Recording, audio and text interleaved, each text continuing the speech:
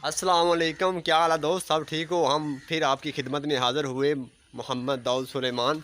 तो आपके लिए हम अब दिखाते हैं। आज हमारी गाय जो है ना, वो ना उसके इस तरह कोई मसला आ रहा था, तो उसको हम थोड़ी देर के लिए खेतों में लेकर जा रहे हैं। तो हम आपको सारा दिखाते हैं, हम कैसे लेकर जा रहे हैं और क्या कर रहे हैं अपनी प्यारी सी गाय के साथ।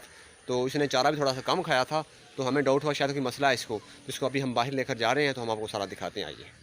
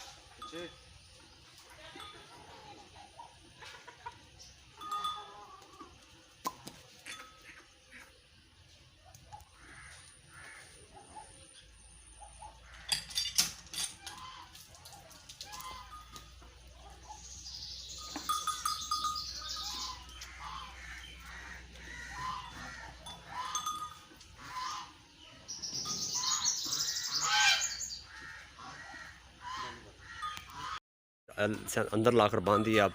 तो अब इंशाल्लाह पहले से बेहतर है।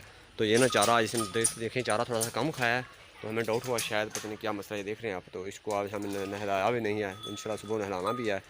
तो सारा हम दिखाएंगे। प्यारी सी हमारी वाइट गाय है शहजादी।